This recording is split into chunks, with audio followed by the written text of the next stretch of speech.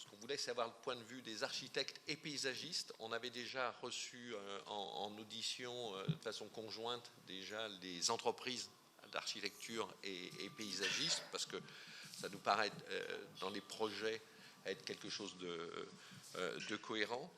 Donc, doivent intervenir, hein, c'est ça, on doit auditionner Madame Valérie Flicoteau, mais qui arrivera, vice-présidente du Conseil national de l'Ordre des architectes, mais qui arrivera avec un peu de retard. Madame Goncalves, architecte plasticienne et cofondatrice du groupe SOI, qu'on a en visioconférence, hein, c'est ça, vous nous entendez? Bonjour Madame. Ah ben nous aussi, merci beaucoup.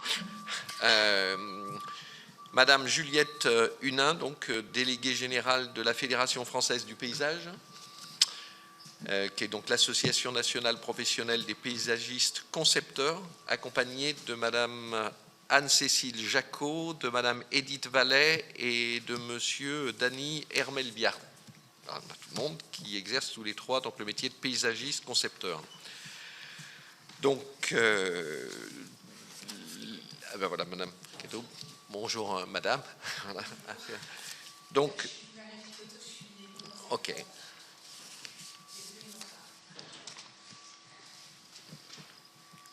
Donc voilà, on attache beaucoup d'importance, c'est vrai, à la mixité des paysagistes et des architectes pour penser aux aménagements, surtout dans ces périodes de canicule, et de lutter contre les effets induits. Et puis, donc je vous rappelle simplement que cette audition fait l'objet d'un captage vidéo, d'un enregistrement et est accessible sur les sites du Sénat. Donc, notre objectif, c'est d'évaluer les besoins de rénovation des écoles, collèges et lycées liés à la transition écologique, mais aussi d'identifier les défis, et notamment juridiques et financiers, de cette rénovation pour les collectivités territoriales et donc d'évaluer l'efficacité de l'accompagnement des décideurs locaux. Un questionnaire vous a été envoyé? Non, vous n'avez pas reçu de questionnaire. Bon, eh bien, comment? Les architectes, oui, voilà, pour qu'on puisse voilà, compléter peut-être vos interventions par des éléments écrits que vous voudrez bien nous transmettre à l'issue de l'audition. Donc, je vais donner tout de suite la parole à Gilbert Favreau, donc, qui a la mission de rapporteur cet après-midi. Donc, si j'ai bien compris, vous avez compris que moi, j'étais également... je remplaçais donc le rapporteur, la rapporteuse qui initialement anime ces auditions.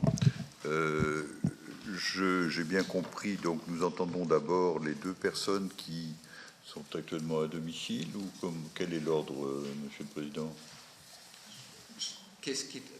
On peut peut-être reprendre l'ordre puisque Madame Flicoteau est arrivée, hein, c'est ça? Très bien.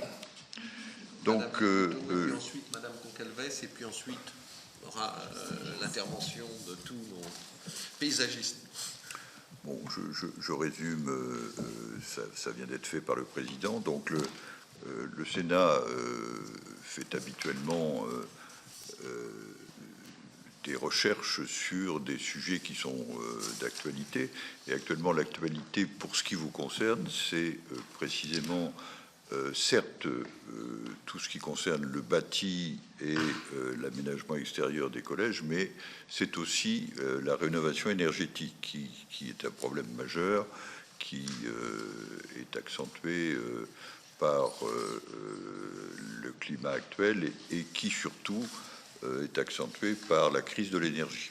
Donc, nous avons dans ce cadre-là la volonté de nous faire une idée de ce que peuvent être les travaux des architectes et des paysagistes sur des bâtiments qui généralement sont des bâtiments anciens. Bon, si on remonte un peu en arrière, on remonte à la décentralisation, puisqu'à l'époque, c'était l'État qui gérait tous ces établissements. Aujourd'hui, les différents degrés d'enseignement ont chacun leurs compétences. Les écoles primaires sont du ressort des communes ou des intercommunalités. les collèges sont du ressort des départements et les lycées sont du ressort du conseil régional. Donc tout ça fait que les bâtiments qui ont été transférés en propriété à ces collectivités sont quelquefois en très mauvais état et très souvent aussi il faut reconstruire ces bâtiments. Donc je vois un peu la ligne de questions qui m'est posée. Tout d'abord, on me dit que dans les exemples qui ont été constatés sur le terrain, les travaux qui ont permis de construire de nouveaux établissements scolaires sont quelquefois inspirés par le souhait de l'architecte de faire quelque chose de nouveau et d'agréable pour ceux qui visitent les lieux, mais qui, par contre, n'ont pas toujours, bien que beaux gestes architecturaux, les qualités qu'on demande à un établissement qui doit accueillir des élèves et qui doit être non seulement organisé de façon rationnelle, mais également très adapté à l'enseignement. Donc cette dichotomie entre la beauté du geste et l'utilité qui est celle du bâtiment. Autre chose sur les défis de la transition écologique, la question est de savoir, mais vous nous répondrez sans difficulté certainement, si vous avez été formé à tout ce qui concerne donc les travaux qui sont associés à la transition écologique. On ne va pas les reprendre dans le détail, vous avez compris quelle était cette seconde question. Même question pour les paysagistes, peut-être moins sur la transition écologique, encore que les variétés que vous serez amenés éventuellement à mettre dans les jardins qui entourent ces bâtiments, eh bien, doivent être eux aussi adaptés, parce qu'il y a là aussi des évolutions. Et puis, dernier point, et j'aurai, moi, pour ma part, terminé ma présentation, le guide qui s'intitule « Maire et architecte, 10 clés pour réussir la transition écologique », qui est celui-ci, et qui est donc disponible sur le Conseil, sur le site du Conseil national de l'Ordre des architectes. Est-ce que vous êtes au courant de l'origine de cette publication?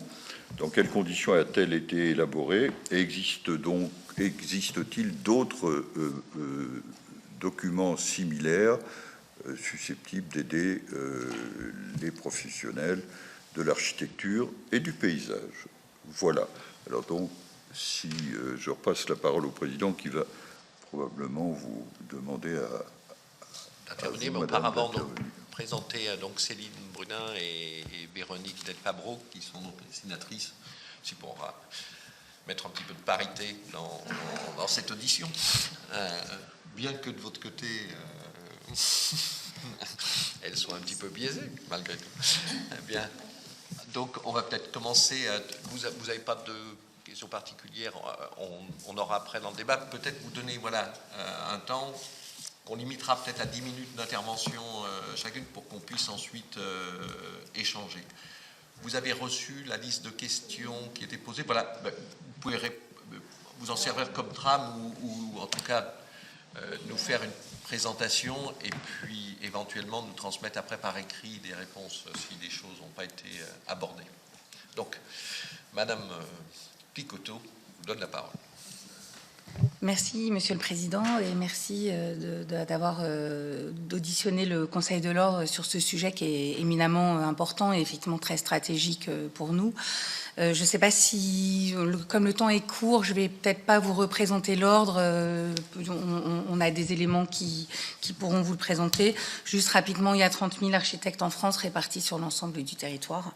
Et il y a un conseil national qui coordonne des conseils régionaux. Donc, il y a bien une représentation de l'ordre des architectes par région. Pour entrer plus dans le vif du sujet, et particulièrement sur les questions de rénovation, avant peut-être de parler plus de construction, mais sur la question de la rénovation des bâtiments scolaires. Ce qu'on a un petit peu envie de dire et ce qu'on a un peu envie de porter, c'est l'idée que finalement, il ne faut pas cantonner ces interventions de rénovation sur le bâti scolaire à uniquement le prisme de la rénovation thermique, mais utiliser ce moment qui est un moment important pour intégrer d'autres paramètres qui sont déjà améliorer le confort d'usage. Vous parliez tout à l'heure de bâtiments qui sont peut-être mal adaptés au profit d'un risque, d'un geste architectural. Alors, vous m'envoyez assez peiné parce que si vous voulez répondre à une commande d'architecte, c'est bien notamment, prioritairement répondre à la question de l'usage et du confort des usagers. Donc ça, c'est quelque chose qui guide a priori l'intervention de l'architecte. Mais du coup, ce travail de mise à niveau environnemental du bâtiment à l'occasion de sa rénovation thermique, ça peut justement être aussi l'occasion d'avoir des gestes correctifs et aussi de travailler sur quelque chose qui était un petit peu occulté, et notamment surtout les collèges et lycées qui ont été faits après les années 50-60, où il y a peut-être eu pas mal de préfabriqués ou ce genre de choses. C'est travailler à la question du confort d'hiver, du confort d'été, qui aujourd'hui devient de plus en plus prégnant, notamment dans un moment de transition environnementale, où on sait que à 2050, on attend 20 jours de canicule mortelle par an quand même. Donc la question du confort d'été est de plus en plus prégnant, va monter de plus en plus en puissance. Donc le sujet est cette question du confort d'été est très mal pris en compte dans la réglementation telle qu'elle est pratiquée aujourd'hui en rénovation. La réglementation environnementale qui s'applique aujourd'hui sur les bâtiments neufs, la RE 2020, elle intègre ces problématiques de confort d'été et d'approche bas carbone.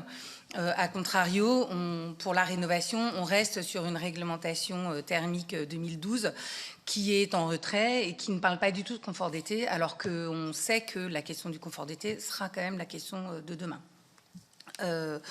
Vous dire aussi que par rapport à ça, du coup, nous, on encourage aussi dans ces rénovations à privilégier, à s'approcher à des solutions techniques qui sont plutôt des solutions techniques du low-tech, avec pas beaucoup d'entretien, pas beaucoup de systèmes, justement parce qu'on sait que, et vous en parliez en introduction, que les bâtiments scolaires, surtout quand ils sont pris en charge par des petites collectivités, n'ont pas forcément des organismes de maintenance, des équipes ad hoc en capacité d'assurer une maintenance continue, surtout qu'on sait que c'est des équipements qui sont très sollicités. Donc privilégier des choses plutôt robustes et avec peu de maintenance, avec des systèmes low-tech, privilégier je sais pas moi, des occultations fixes plutôt que d'avoir des choses qui se régulent par des choses manuelles plutôt que des choses électriques, éviter des systèmes de ventilation double flux qui demandent beaucoup de maintenance, avec beaucoup de changements de filtres, avec tout ça. Donc ça, c'est des sujets sur lesquels nous, on travaille, et on a fait un petit travail qui s'appelle justement « Rénover low-tech ». Donc sur cette question de comment aborder la question de la rénovation avec le moins de systèmes possible. On invite aussi le législateur à privilégier plutôt à pas s'orienter vers des contrats globaux pour ces rénovations, mais plutôt à privilégier des contrats en lots séparés, notamment parce que ça permet d'avoir une maîtrise d'œuvre, un contrat de maîtrise d'œuvre qui est adapté à la situation et qui portera un regard qui sera justement vraiment pas systématique, si vous voulez. Donc, ce sera vraiment un regard particulier, adapté, avec un diagnostic patrimonial et architectural qui sera vraiment dédié au bâtiment, pour éviter des solutions techniques toutes faites. Je sais qu'en ce moment, on parle beaucoup de hors-site, on entend parler d'énergie Sprong, on entend parler de ce type de solutions qui sont faites par assemblage avec des solutions techniques, mais avec la crainte que ça enferme un petit peu l'évolution des bâtiments et que finalement, même sur 2 bâtiments qui sont similaires, même année de construction, mais dans des communes différentes, la question même sociale se pose différemment de la rénovation, et l'intérêt d'avoir une rénovation qui est sur mesure avec une maîtrise d'œuvre dédiée à chaque fois, c'est aussi se reposer toutes ces questions qui sont bien au-delà du strictement de l'énergie. C'est des questions d'usage, c'est des questions de vie. C'est d'utiliser l'ensemble de l'environnement du bâtiment aussi pour en faire un outil de la conception bioclimatique. Je pense au rafraîchissement dans les cours d'école, aux abords, à tout ce qui est aussi gestion d'une eau plus durable, et avec des assainissements. Mais je pense que ça, les paysagistes vous parleront de tous ces sujets-là. Donc, il y a cette question qui est extrêmement forte et importante. On sait aussi que tout ce qui est équipement public en général, et vous le disiez, impacte directement la question du patrimoine et de la qualité patrimoniale du bâti. On a bien sûr en tête les lycées Jules Ferry, les écoles communales de chaque village. Et là encore, ça demande de porter un regard particulier et d'installer aussi un dialogue un petit peu décalé, notamment avec l'architecte des bâtiments de France autour de ces questions de préservation patrimoniale, et qui est facilité, encore une fois, par une maîtrise d'œuvre sur mesure. C'est voilà, assez rapidement. Et alors, autre chose aussi, par rapport à cette question de... Alors là, je me décale plutôt sur des sujets de construction, en relation avec la question du bas carbone et d'un aménagement urbain qui, lui, serait décarboné. En fait, on observe, et particulièrement pour les collèges, que finalement, cette gestion un peu séparée des collèges par les départements,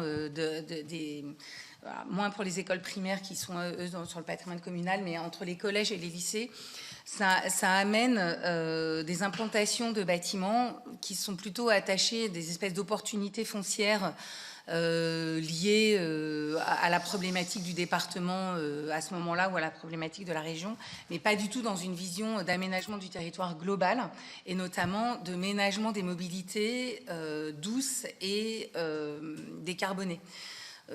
Dit plus pragmatiquement, on met des collèges peut-être loin des villes, loin des centres-villes, qui implique d'avoir des dessertes par bus scolaire qui empêchent les élèves de se rendre en vélo ou à pied dans leur établissement, et qui induisent du coup des déplacements qui pourraient être certainement limités, voire supprimés, si cette question de la localisation du foncier était mieux anticipée et mieux coordonnée à l'intérieur d'une vision d'aménagement du territoire global et de stratégie vis-à-vis de la commune.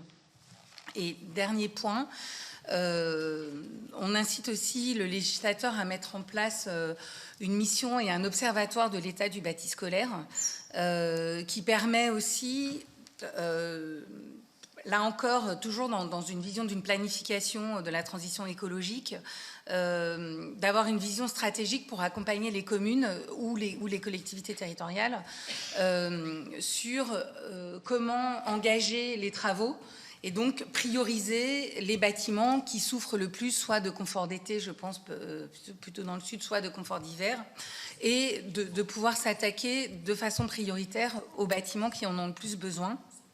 Ce qui permettra du coup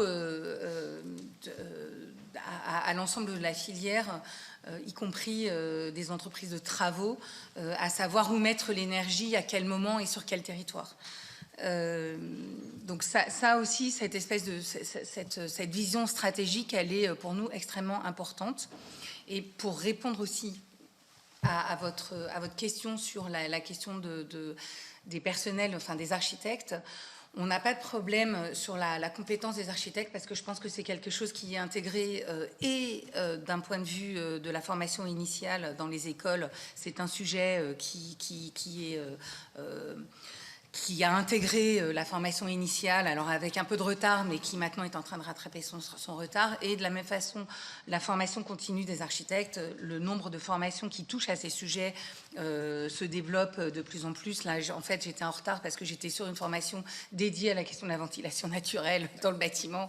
Donc, c'est aussi des choses qui impactent directement la question de l'information. Donc, nous, notre sujet, c'est pas tant la compétence des architectes, mais plutôt la crainte de voir se créer des déserts architecturaux, puisque on fait tous les 2 ans, on a un observatoire de l'état de la profession qui s'appelle Archigraphie, et on a fait un focus là justement sur les questions de démographie, et on se rend compte que les architectes boomers sont en train de partir à la retraite, et que dans certains territoires, quand il n'y a que 13 architectes dans la Creuse, et qu'on ne voit pas de personnes qui vont venir s'installer, on pense que ça va poser des problèmes, et notamment justement par rapport à l'accompagnement des communes rurales qui ont en charge les écoles. Et c'est pour ça qu'on est en train de travailler à un dispositif qui s'appelle Un maire, un architecte, justement avec l'espoir peut-être de trouver des dispositifs d'aide à l'installation dans les territoires ruraux. Et je n'ai pas sur moi, mais on vous fera parvenir sans délai d'autres documents. Notamment, on a écrit un plaidoyer qui s'appelle « Ville, territoire, habitat, l'architecture comme solution », parce qu'on voit justement que dans toutes ces questions de transition, l'architecture apporte des solutions, notamment aussi sur les questions de bas carbone, autour de la prescription de matériaux biosourcés, géosourcés, des matériaux de réemploi, qui peuvent être aussi facteurs de développement de filières locales. Donc là encore, avec des boucles justement d'une stratégie locale pour faire monter en puissance ces questions, et puis d'avoir une approche qui est adaptée au climat et à la région de chaque territoire. Et donc là encore, pas de solution sur mesure. Et dans le dispositif Un maire, un architecte, on a un petit peu revu tous nos contrats, notamment les contrats de conseil, pour amener les architectes à travailler sur des sujets de conseil et de stratégie, être en capacité de faire des plans guides pour les communes, justement pour apporter cette vision d'aménagement du territoire et d'un aménagement du territoire stratégique, pour savoir par où commencer et comment aussi accompagner, je reviens à cette question de l'implantation du collège au bon endroit. Les CAUE sont quand même aussi un peu pour ça. Et alors, les CAUE sont aussi là, mais je veux dire, il y a 36 000 communes. Oui. Donc c'est une tâche qui est extrêmement importante, mais bien sûr, ce dispositif Un maire, un architecte, il ne se fera pas sans les CAUE et sans cette question du conseil avec eux, évidemment. Okay. Merci beaucoup. Madame Concalves, vous nous entendiez toujours? Allô? Non, là on ne vous entend plus. Tout à l'heure, c'était parfait. Est-ce que vous avez mis le son? Vous nous entendez? Est-ce que vous m'entendez? Là maintenant, oui, très bien. Parfait. Merci beaucoup. Merci, Monsieur le Président. Donc, je vais prendre quand même quelques minutes pour me présenter. Leslie Gonçalves, je suis architecte. Je suis cofondatrice du groupe Seuil, qui comprend 3 sociétés à mission. Seuil Architecture, Ona Ingénierie et Lab Réalisation. Nous avons une sensibilité éco-responsable, participative et régénérative. Et notre société d'architecture existe depuis 2005. Je voulais préciser que même si nous réalisons des groupes scolaires, des collèges et des lycées, nous ne sommes pas spécialisés dans l'enseignement. On est plutôt des généralistes. On fait aussi des usines, des bureaux, du logement, de l'urbanisme, de l'habitat, voilà, un certain nombre de sujets. Je voulais aussi vous dire que j'étais vraiment ravie de participer à cette tour de table et d'y prendre part. Donc pour un petit peu démarrer la préparation de cette table ronde, je voulais revenir sur tout simplement l'intitulé qui m'a été transmis. Je lis le bâti scolaire à l'épreuve de la transition écologique. Et pour moi, le mot épreuve est plutôt une dimension négative qui émet un doute. Et donc, presque, je pourrais vous proposer un nouveau titre qui serait la transition écologique, l'opportunité pour le bâtiment scolaire. Ça, pour moi, ce serait de déplacer le focus et de voir en quoi cette transition écologique va énormément apporter, que ce soit dans les territoires ruraux ou les territoires urbains. Je nie pas le contexte qui est effectivement assez délicat et difficile en ce moment. Donc nous, notre groupe est installé sur Toulouse et sur Montpellier, donc on est sur la région plutôt Occitanie. Et effectivement, la région Occitanie recense en ce moment une augmentation claire du coût de l'énergie, avec parfois dans certains lycées les factures électriques qui ont été multipliées par 4. Donc il y a urgence, effectivement. Et pour moi, l'urgence, c'est, je rejoindrai ma consoeur Valérie Picotto qui a dit de ne pas se cantonner au prisme de la rénovation thermique. Effectivement, d'envisager cette rénovation thermique des bâtiments, cette rénovation, de manière beaucoup plus large, pour pouvoir investir dans les 20 à 30 prochaines années, pour pouvoir investir de sorte à pouvoir faire des groupes scolaires qui correspondent aux besoins, aux usages pour les 30 prochaines années. Et je sais et je ressens l'importance des groupes scolaires pour les élus, pour le Sénat. C'est véritablement un acte politique et il faut qu'on soit effectivement les architectes autour de la table pour pouvoir vous indiquer en quoi la rénovation énergétique, effectivement, au-delà de l'enveloppe du bâtiment et au-delà des énergies renouvelables, finalement, doit être accompagnée par les concepteurs. Et je suis ravie, et donc j'avais aussi indiqué que pour nous, les paysagistes devaient être autour de la table pour qu'on échange ensemble, parce que nous sommes vraiment très complémentaires. Alors moi, je voulais vous faire en clair, j'ai réfléchi à quelque chose pour essayer de vous indiquer, de formuler quelque chose qui serait retenable. 3 grandes propositions, 3 grands axes. Le premier, ce serait d'avoir une démarche vraiment contextuelle, participative, travailler énormément sur l'habitabilité. Donc, en fait, dans notre structure, nous faisons aussi de la co-construction, des ateliers participatifs. On est énormément dans cette démarche. Et ce que je peux vous assurer, c'est qu'avec un retour d'expérience de presque 20 ans, c'est que les projets que l'on réalise, on n'a pas la boule au ventre quand on doit les livrer. On est vraiment, au contraire, dans une idée d'éco-responsabilité commune et partagée, où l'ensemble des acteurs sont autour de la table et on prend le temps avec les élus, avec les pédagogies, le corps enseignant, les bureaux d'études, les paysagistes, bien sûr les enfants, de concevoir d'abord des programmes bien identifiés, mais aussi derrière des projets pour les réaliser de manière concrète. Alors, je voulais par exemple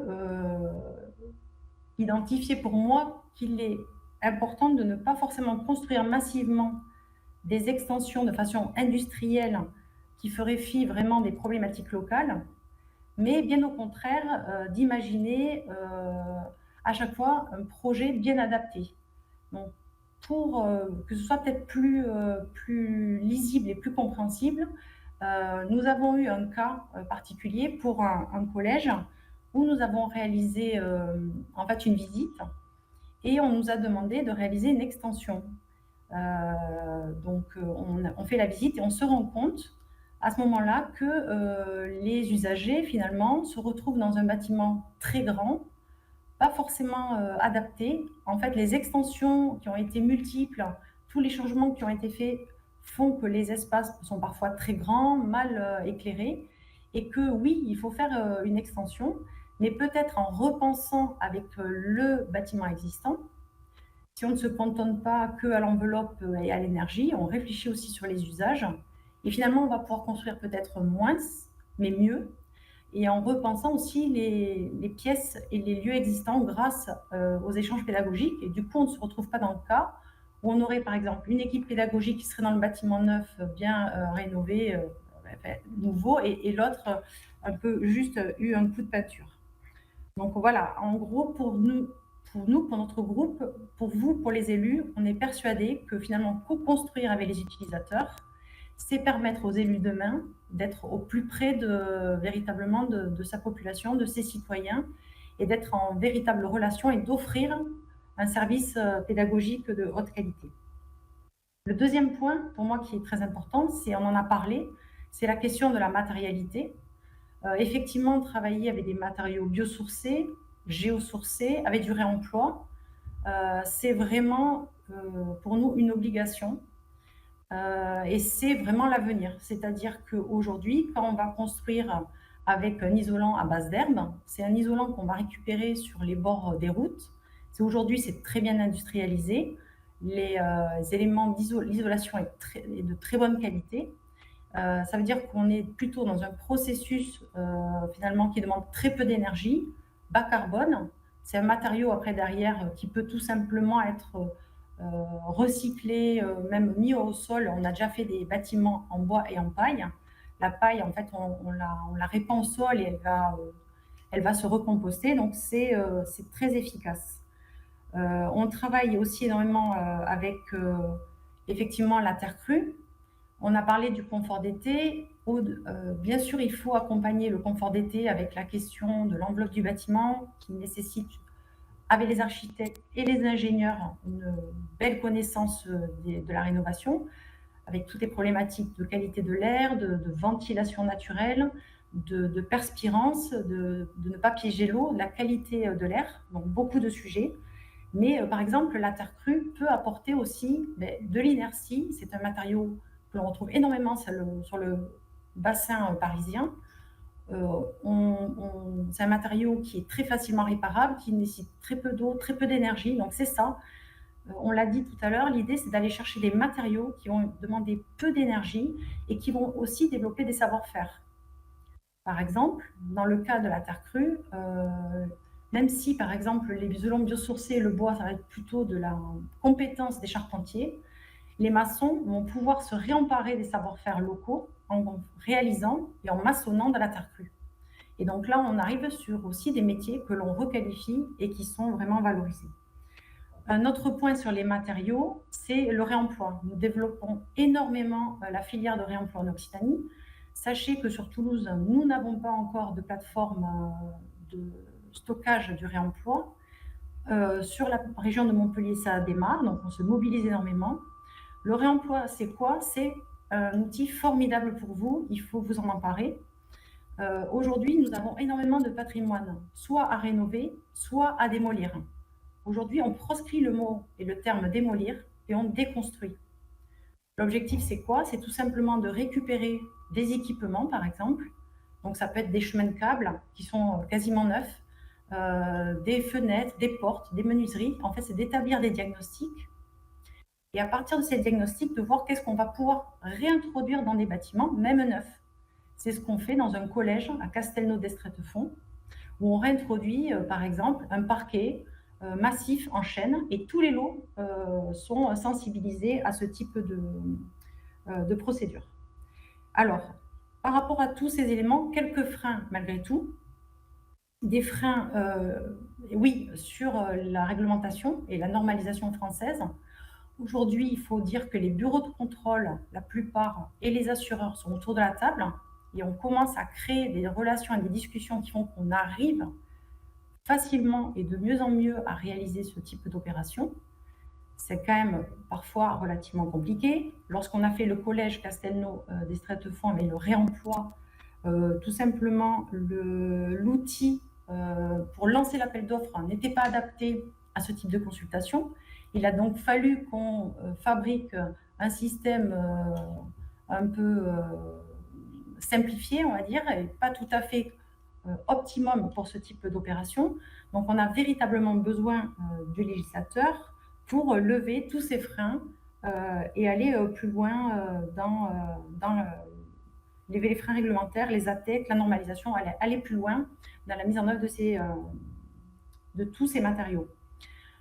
Je voudrais aussi faire un tout petit aparté avant d'aller sur mon troisième point, c'est la question de la rénovation qui est fondamentale. Votre sujet est pertinent, c'est-à-dire qu'aujourd'hui, oui, il faut construire la ville sur elle-même, il faut rénover. Donc, vous êtes vraiment sur le juste.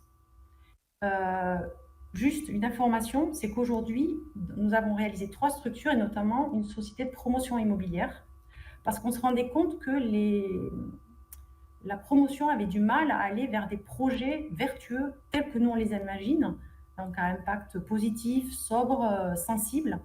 Et en fait, ils sont confrontés à finalement des choses très terre à terre qu'il faut que vous puissiez nous aider à lever. Comme par exemple, nous, on a réalisé une opération de réhabilitation de logements. Et bien en fait, on n'a quasiment pas trouvé de banque. On n'a pas trouvé de banque. En tout cas, BTP Banque ne nous a pas suivis pour pouvoir faire des prêts avec non pas du VIR en neuf, mais avec de la rénovation. Donc avec un système plutôt VIR. Et avoir une GFA dans ce contexte-là est très difficile. Donc sachez que quand on veut faire de la rénovation, de l'écologie, de l'environnement et de la transition écologique, on se retrouve confronté à des difficultés. Et c'est ces freins-là qu'il faut arriver à lever pour que la profession soit en capacité de vraiment répondre et aller dans votre sens. Et le troisième point, c'est, je pense que je vais rejoindre en tout cas ceux qui sont autour de la table et qui sont pour nous vraiment notre binôme. Ce sont nos confrères écologues et paysagistes, sans qui on ne peut pas réaliser les projets de demain. C'est-à-dire que c'est bien de travailler de manière participative, revoir l'habitabilité, de travailler dans le contexte. C'est très bien avec les matériaux de limiter nos impacts. Mais en fait, il faut qu'on soit aujourd'hui, ça ne suffit plus, il faut qu'on soit sur une dimension, au contraire, positive. Et cette dimension positive, pour nous, c'est la régénération des milieux, c'est la préservation du sol, c'est en fait dans le couple écologue, paysagiste, architecte, c'est laisser les écologues et les paysagistes travailler, marcher le lieu avec nous, mais bien sûr leur laisser le temps de nous donner finalement l'étude d'impact du site avant de mettre un premier coup de crayon, travailler de sorte à favoriser la biodiversité, favoriser en fait tout un site qui va permettre derrière d'apporter des aménités à la nature, d'apporter un bénéfice. Et donc, nous, c'est ce que l'on fait, par exemple, pour le lycée Bourdelle, qui est le lycée le plus important de l'Académie toulousaine, où on travaille avec un paysagiste et où, en fait, sur une cour en enrobé de plus de 13 mm², on est en train de réaliser une agroforesterie pour que les enfants puissent être au frais et soient vraiment dans les meilleures capacités pour pouvoir travailler. Donc, en gros, voilà les 3 points qui, pour moi, sont très importants. Une démarche participative, une éco-responsabilité et la régénération des milieux. Merci beaucoup. Voilà, et merci de nous avoir fait la transition pour l'intervention de nos écologues paysagistes. Merci. Je leur donne la parole alors. Merci, Monsieur le Président. Merci de nous avoir conviés à cette mission sur le bâti scolaire. Donc la FFP est l'Association nationale des paysagistes concepteurs. Aujourd'hui, 600 adhérents sur une profession qui est plus jeune que nos collègues architectes, mais 4500 paysagistes concepteurs aujourd'hui en France.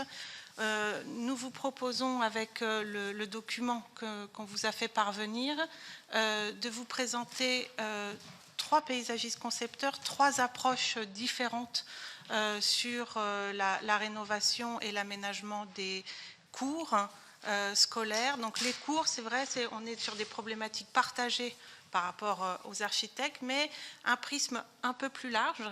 Et on est au cœur, là, vraiment de la transition et des solutions concrètes sur cette transition écologique. Donc, je donne la parole à Dany Hermel, qui est paysagiste concepteur de l'agence Trouillot Hermel Paysage à Bordeaux. Merci, Juliette. Merci, Monsieur le Président. Oui, en effet, là, je vais intervenir pour parler un petit peu de retour d'expérience que j'ai avec avec la ville de Bordeaux sur l'assistance à maîtrise d'ouvrage pour le développement des cours buissonnières à Bordeaux. Un programme sur 4 ans de réhabilitation de cours d'école. En effet, penser à la rénovation du bâti, c'est aussi penser au traitement de la cour d'école, les extérieurs, les espaces extérieurs, et en cela, tout à fait, le paysagiste est totalement dans sa légitimité par rapport à ses compétences, puisqu'il est en mesure de... Bon, il a une connaissance du vivant, une connaissance aussi, il sait allier cela avec les usages de la cour, les espaces extérieurs, et il est aussi capable d'instaurer un dialogue avec les différents usagers. On connaît tous le constat actuel des cours d'école. On a tous en tête ces cours en enrobé avec quelques arbres, marronniers, platanes, une palette végétale assez pauvre, qui correspondait plus à une fonctionnalité, facile à entretenir et puis pouvoir caser un maximum d'enfants au même endroit avec le terrain de sport au centre. Et puis du coup des problématiques d'inclusion de jeunes qui ne trouvent pas forcément leur place dans ce genre de milieu. Donc, rafraîchir ces cours d'école, pour rafraîchir ces cours d'école, il faut avant tout penser à décrouter en fait ce sol, retrouver le sol qu'il y a sous cet enrobé, donc ce travail de décroutage. En effet, la revitalisation des sols est la clé de rafraîchissement de nos villes, car c'est dans ce sol qu'il y a une activité organique, biologique, une aération qui permet d'avoir une rétention des eaux pluviales. Et voilà, il a vraiment cette fonction, il a un rôle d'éponge dans la ville, dans nos sols. Et il permet également de stocker le carbone. Donc vraiment, la restauration de ces sols est, à notre sens, vraiment l'enjeu principal pour travailler sur le rafraîchissement. L'autre enjeu aussi, c'est le rapport à la nature. Il s'agit en effet de remettre l'enfant au contact de la nature, vous l'avez bien compris, parce que c'est pour lui permettre d'apprendre à la connaître et la respecter, puisque ces milieux dont je vous ai parlé précédemment, la cour en enrobé, c'est vrai qu'elle n'est pas très épanouissante, et ne pas connaître son environnement, comment demander à des enfants de le respecter, quand on voit un arbre, forcément, on les voit malmenés dans les cours d'école, on ne va pas en vouloir aux enfants, et c'est un mobilier comme un autre pour eux, malheureusement, et c'est là-dessus qu'il faut changer un peu les paradigmes. Donc la cour d'école, pour nous, c'est aussi un lieu propice à l'éveil, à la sociabilisation, à la santé, et aussi au développement de la biodiversité, sachant que, je tiens quand même à souligner, la biodiversité dans les cours d'école, ok, mais l'usage de ces cours, il faut pas, c'est un milieu qui reste fragile, puisque c'est un milieu vivant. Un autre enjeu de la cour d'école, c'est le rapport au temps. La végétalisation des cours d'école doit prendre le temps en considération, puisqu'il y a en effet avant tout le temps de la conception, le temps des travaux, et pour cela je précise, en général quand on travaille sur les cours d'école dans la réhabilitation, il y a 2 mois, une petite fenêtre de tir de 2 mois, et des fois 1 mois si on est sur des crèches ou si on est sur du périscolaire, des fois les écoles sont ouvertes l'été, donc 1 mois ou 2, pour faire les travaux VRD très souvent, et la végétalisation, on essaie de la repousser pour les périodes favorables aux plantations, à la Toussaint ou alors en hiver. Enfin, l'un des derniers enjeux de cette restauration des cours d'école, c'est la concertation. Une cour buissonnière, pour nous, ça se co-construit, c'est ce qui a été dit d'ailleurs précédemment. Ça se co-construit avec les équipes pédagogiques, les élèves, les agents des services, les associations, le périscolaire, etc., les élèves aussi eux-mêmes. Donc vraiment, il y a beaucoup d'acteurs. Et c'est là encore que le paysagiste a son rôle à jouer, de pouvoir sensibiliser, de pouvoir observer et d'expérimenter avec eux. Grâce à cette expérience que nous avons eue, on a pu relever quand même des problématiques, mais aussi des potentialités sur le traitement de ces cours d'école. En premier lieu, je tiens à souligner, vraiment attirer votre attention sur l'importance des diagnostics qui doivent être faits au préalable lorsqu'on travaille sur une cour d'école. Des diagnostics notamment complets sur la réfection des réseaux, histoire de ne pas avoir à réouvrir les sols après. J'en parle en connaissance de cause, puisque très souvent on a des problèmes de planning, même pour la rénovation d'un bâtiment, il s'agit de faire les choses dans l'ordre. Quand on doit réintervenir sur une façade, quand on a végétalisé les pieds de bâtiment, c'est un sujet quand même très, très, très compliqué.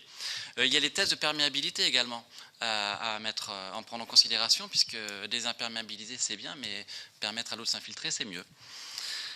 On a aussi relevé les limites de la végétalisation à savoir que le végétal n'a pas forcément vocation à résoudre les problèmes de surchauffe de bâtiments. N'oublions pas que le végétal, c'est vivant, ça se plante jeune, il faut qu'il s'installe dans le sol. Si on veut créer de l'ombrage, même avec des pergolas, ou bien on crée une structure qui apporte de l'ombre, mais si l'on veut vraiment que les frondaisons des arbres apportent de la fraîcheur, que les plantes grimpantes aussi apportent de la fraîcheur, ça ne se fera pas à la plantation. Et là encore, c'est l'autre point sur lequel je voudrais insister sur les potentialités et les problématiques. C'est que la cour d'école, on propose des solutions au long cours, à savoir qu'on ne réalise pas une cour d'école en 6 mois, puisque, comme je vous le disais, il y a les différents temps, il y a aussi le temps de la concertation, conception, travaux, etc. Il faut aussi accompagner les nouveaux usagers, les nouveaux usages, puisqu'on va transformer cette cour. Donc, quel va être le rapport avec l'enfant, mais aussi les enseignants sur ce nouveau support pédagogique, le vivant, la nature. Donc, il y a des habitudes à prendre, des règles à fixer. À Bordeaux, notamment, on a travaillé sur des chartes d'usage. Et ensuite, on responsabilise également, puisqu'on livre quelque chose, un produit vivant, si je puis dire. Une cour d'école est censée prendre vie, mais c'est des êtres vivants dont il faut prendre soin, arroser. Qu'est-ce que l'on fait l'été? Qu'est-ce que l'on fait? Voilà. Comment est-ce qu'on gère cet espace? Comment on valorise aussi ces espaces? Voilà, pardon. Je vous propose de passer la parole à Edith Vallet, qui a relevé tous les défis techniques qu'on n'imagine pas forcément dans le réaménagement d'une cour d'école.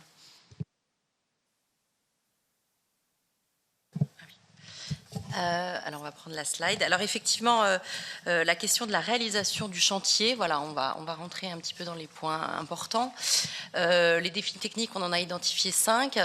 Ils sont très importants d'abord parce qu'effectivement, comme l'a souligné Dany, on a des fenêtres de tir pour faire les travaux qui sont extrêmement courts et on touche la plupart du temps, quand on travaille en profondeur sur la question de l'infiltration, à des travaux qui s'apparentent au génie civil.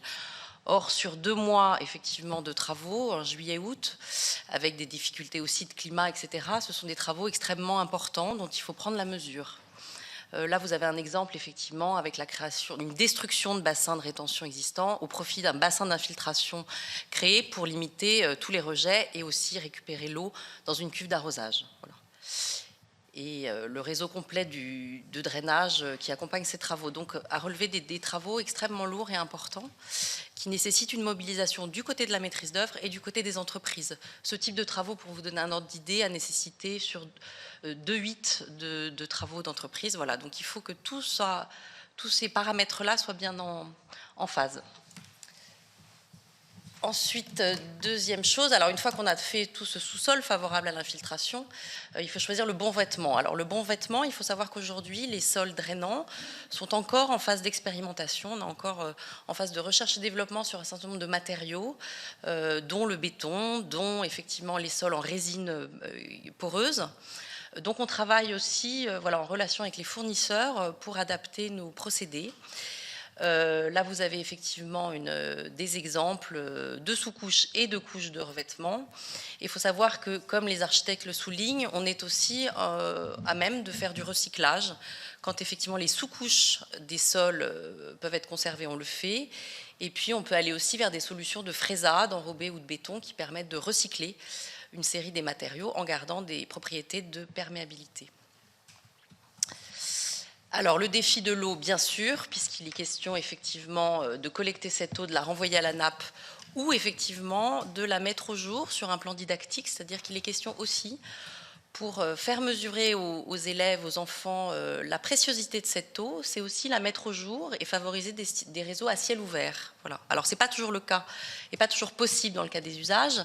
Néanmoins, quand on peut le faire, c'est aussi un des leviers d'efficience de ces systèmes sur le plan, effectivement, de la pédagogie. Il faut savoir aussi que les réseaux à ciel ouvert sont moins propres à créer de la maintenance lourde de réseaux enterrés. Alors, rafraîchir, plusieurs axes, bien évidemment les plantations. Alors, on en a mis les limites par rapport au développement de la végétation qui est long. Néanmoins, nos arbres sont les premiers climatiseurs qui apportent à la fois de l'ombrage et produisent de la brume, effectivement, qui rafraîchissent. Ça peut être évidemment les structures couvertes, type pergola. Donc là, vous avez un exemple de recyclage d'un préau sur lequel on a adjoint une pergola neuve et avec un système à terme de plantes grimpantes qui offriront des solutions d'ombrage. Et dernier point, les voiles d'ombrage ou toutes les structures voilà, comme des grands parapluies ou des grands parasols qui permettent, de rafraîchir effectivement le climat à l'intérieur de la cour et permettre aussi la classe en plein air qui font partie effectivement des commandes et des programmes de ces cours, ces fameuses cours dites oasis ou cours îlots de fraîcheur. Voilà. Et puis dernier point, on a parlé sur l'eau. Une fois qu'effectivement on l'a récupérée, on la stocke et on l'utilise intelligemment pour l'arrosage automatique, donc au moyen de cuves voilà, plus ou moins dimensionnées et qui peuvent arroser aussi des espaces très fragiles comme les potagers. Donc là vous avez un exemple où on n'a pas pu se passer d'un réseau d'arrosage automatique connecté sur les eaux pluviales parce que l'absence de personnel d'entretien les mois d'été font qu'effectivement un potager sans personnel ça ne marche pas.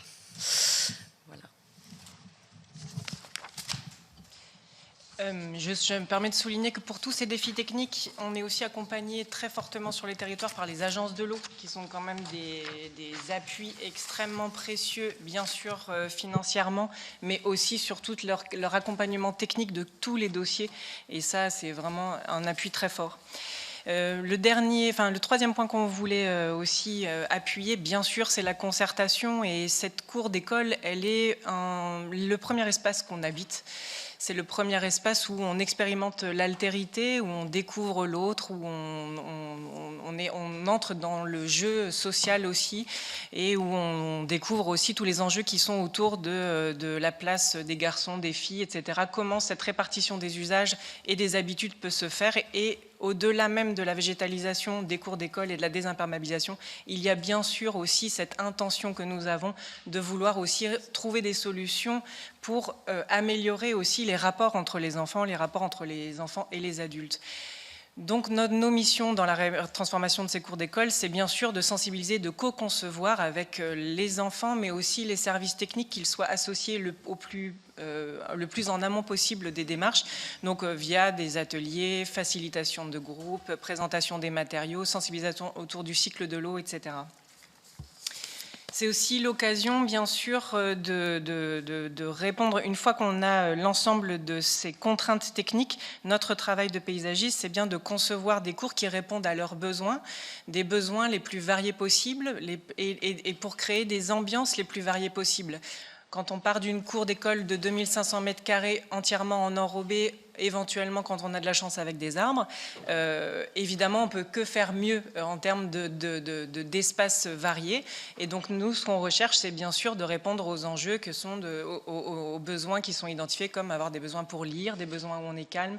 On observe quand même souvent que les garçons jouent, je vais faire un peu vite, mais les garçons sont au milieu, jouent au ballon, et puis les filles se mettent autour. Quelle place et comment on transforme et on bouleverse cette organisation pour que les espaces soient bien à tous, etc. Donc en inventant aussi d'autres façons d'organiser l'espace. Vas-y. On peut aussi réfléchir aux différentes sortes de manières de s'asseoir, par exemple, toutes les postures possibles quand on est adolescent en collège ou au lycée, c'est bien aussi un enjeu. On est assis en bande, ensemble, autour d'une table ou non. Tout ça nous offre des possibilités dans la palette aussi des usages possibles pour les cours.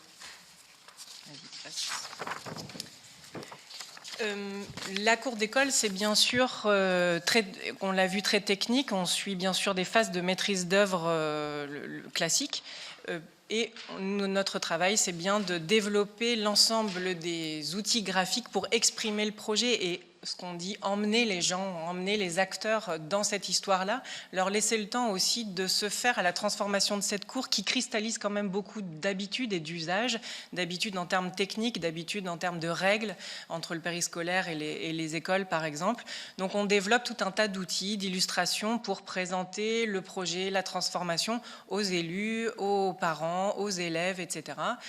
Par exemple, ici même, pour nous, il ne peut pas y avoir de restitution, de transformation de cours d'école sans que l'on soit revenu voir les élèves pour leur dire comment leur parole a été entendue par les adultes qui ont pris les décisions et comment, voilà, qu'est-ce qui a été retenu, qu'est-ce qui n'a pas été retenu. Donc là, par exemple, on avait tout dessiné in situ sur place pour présenter aux enfants. C'est aussi l'occasion aux élus de dire combien ça coûte un projet, un tel projet, et à quoi ça sert de payer des impôts. Et puis enfin, c'est aussi l'occasion de former les élus et de restituer le projet aux élus, donc de les inviter à contribuer, à participer à la plantation ou autre, et du coup de les former sur ces questions de désimperméabilisation. On le voit bien, on essaye là de vous montrer toute l'épaisseur de la transformation d'une cour d'école. On est bien au-delà de la simple végétalisation, on est bien au-delà de seulement poser un bac potager et puis un hôtel à insectes dans un coin. L'objectif, c'est bien de transformer l'ensemble des usages et le rapport entre chacun dans ces cours d'école. Alors, pour la dernière partie, je redonne la parole à Dany pour vraiment l'expertise des paysagistes concepteurs, qui est donc tout ce qui est le vivant et le végétal. Oui, en effet, le choix de la palette végétale, ça fait partie vraiment de notre domaine d'expertise. Je pense que voilà, on est à même en effet d'évaluer le choix de ces palettes selon les différents critères dont nous disposons. Nous savons aujourd'hui ça devient très difficile de choisir la palette végétale de demain avec ces changements climatiques. Beaucoup de plantes tombent malades, deviennent fragiles, les bouleaux dépérissent. On a énormément de problématiques sanitaires sur certains végétaux. Donc du coup, on est le lien avec la filière du végétal, à savoir les pépiniéristes, mais aussi les entreprises et autres, les producteurs de végétaux, qui eux ont des retours d'expérience sur quel type de végétaux fonctionne selon les types de régions, puisque bien sûr nous avons également la spécificité du sol, du climat de chaque région. Et du coup on s'appuie beaucoup sur cette expertise pour choisir les types de végétaux. Donc vous voyez, il y a les différents critères que l'on choisit. Planter aussi aujourd'hui, rafraîchir les cours d'école, planter, ça ne fonctionne aussi que si on remet à jour les différentes strates végétales, à savoir nous avons en effet les arbres pour les frondaisons, mais il y a aussi les échelles intermédiaires qu'on a un peu oubliées pendant plusieurs décennies, même depuis toujours, la strate arbustive, la strate herbacée au sol, qui eux apportent de la diversité, mais on veut aussi un support de biodiversité, d'éveil aussi, se retrouver aussi à la hauteur de l'enfant. Donc ces trois strates sont vraiment primordiales pour avoir des systèmes qui soient résilients par rapport à ces phénomènes de forte chaleur également qu'on subit de plus en plus de plein fouet. Là, nous présentons un exemple de jardin d'insectes. Ça se situe en Lorraine, donc dans l'Est, chez Anne-Cécile. Et le choix, c'est de mettre en place une palette végétale méditerranéenne pour la Lorraine. Oui, aujourd'hui on peut le faire. Ça pose, ça nécessite quand même des espaces protégés, mais l'idée c'était de pouvoir se passer d'arrosage pour économiser les ressources en eau. Petit détail, il n'y a pas longtemps, j'apprenais que la palette végétale méditerranéenne, certes, était très résistante au réchauffement climatique, au phénomène de forte chaleur. En revanche, elle n'apportait pas forcément de fraîcheur au milieu, puisque le végétal méditerranéen, si je puis dire, a tendance à fermer ses spores, justement garder son humidité et ne plus la restituer, alors que d'autres végétaux la restituent. Donc, ça veut dire aussi qu'il n'y a pas de solution miracle, qu'il faut vraiment faire au cas par cas, selon les besoins, selon les usages et selon la ressource. Et enfin, voilà, la petite illustration du jardin potager de poche, puisqu'en effet, il y a la question du jardin potager dans les cours d'école. Comme me disait Edith, qu'est-ce qu'on en fait l'été? Qui le gère? Quelles sont donc les ressources dont on dispose dans le quartier, au niveau des agents? À voir. Question ouverte.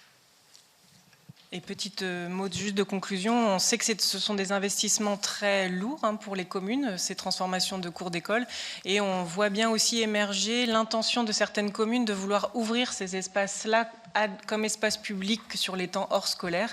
Donc ça fait aussi partie des réponses possibles aussi en plein centre-ville ou autre. Alors tout dépend des contextes, mais c'est vrai que c'est aussi une belle opportunité pour les communes de pouvoir offrir un nouvel espace public frais pour les riverains également.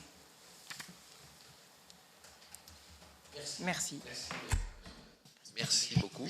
Donc on va passer maintenant aux échanges et aux questions qu'on pourrait porter. Est-ce que Céline, pas à ce stade? Comment? Ouais. Oui, pardon, excusez-moi.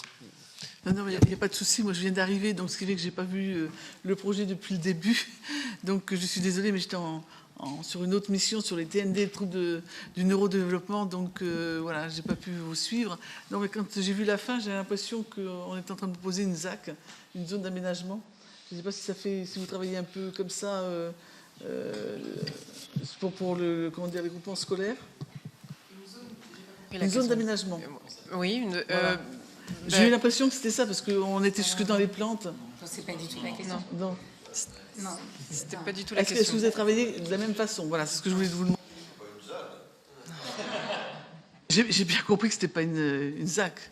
Je voulais simplement savoir s'ils travaillaient de la même manière.